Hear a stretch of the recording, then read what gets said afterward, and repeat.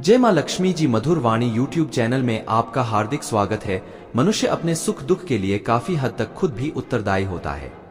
भगवान जी भले ही हमारे भाग्य में धन और सुख लिखकर भेज दें, परंतु हमारी हर बात पर भगवान जी नजर रखते हैं और हमारे कर्मों के अनुसार भाग्य को बदल भी देते हैं। इस वीडियो में हम ऐसे ही कुछ कारणों को बता रहे हैं जिनकी वजह से भाग्य रूठ जाता है और गरीबी का सामना करना पड़ता है। वीडियो में आगे बढ़ने से पहले आपसे निवेदन है, यदि यह वीडियो आपको अच्छी लगे तो हमारे YouTube चैनल पवित्र वचन को सब्सक्राइब अवश्य करें। जय मां लक्ष्मी लिखकर कमेंट करें, माता रानी के वीडियो को लाइक करें और अपने बंधु मित्रों में ज्यादा से ज्यादा शेयर करें। गरीबी का पहला कारण गीता में कहा गया है, जो भगवान जी को भोग लगाए बिना भोजन करते हैं वे चोरी का अन्न खाने के समान भूल करते हैं। इसकी सजा लोक और परलोक दोनों जगह भोगनी पड़ती है। अर्थात जिन घरों में सुबह शाम पूजा नहीं की जाती, भगवान जी के समक्ष दीपक प्रज्वलित नहीं किया जाता, दो पल के लिए ही सही भगवान जी के सामने हाथ जोड़कर नमन नहीं किया जाता, भोग नहीं लगाया जाता किंतु स्वयं के लिए भोजन बनाकर खाया जाता है, वैसा भोजन चोरी के भोजन खाने के समान है। इसलिए अपने व्यस्त दिनचर्या में कुछ पल भगवान जी की सेवा में अवश्य लगाना चाहिए। भक्तों, आपको पता होगा कि पूजा के बाद आरती के बाद भगवान जी को चढ़ाया भोग नैवेद्य प्रसाद के रूप में ग्रहण किया जाता है। जहां प्रसाद ग्रहण नहीं किया जाता वह पूजा अधूरा अर्थात निष्फल माना जाता है।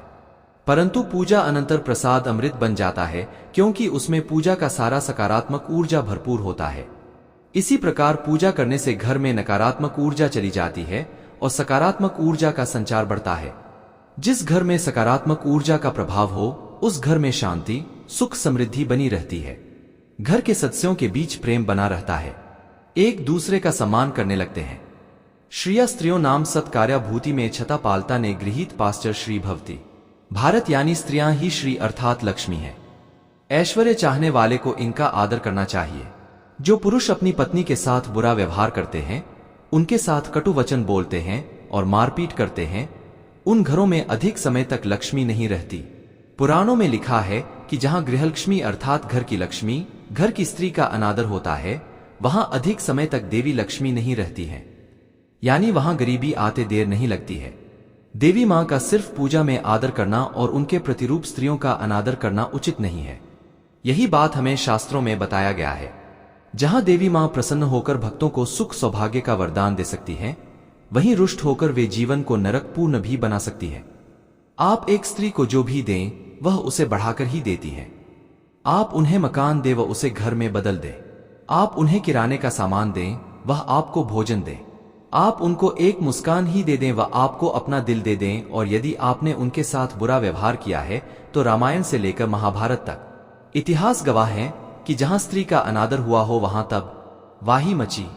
परस्त्री गमन को महापाप माना गया है। राजा बलि से लेकर रावणेश्वर तक, रामायण से लेकर महाभारत तक इसके अनेक उदाहरण मिलते हैं, जिनमें परस्त्री पर कुदृष्टि डालने के कारण धन संपन्न व्यक्ति भी दरिद्र हो गए। देवी अहल्या पर कुदृष्टि डालने के कारण देवताओं के राजा इंद्रदेव को भी अपना राजपाट गंवाकर सामान्य मनुष्य की भांति भटकना पड़ा था। महाभारत के अनुशासन पर्व में कहा गया है, दानी न भोगी भवती, अर्थात उदारता से भोग प्राप्त होता है।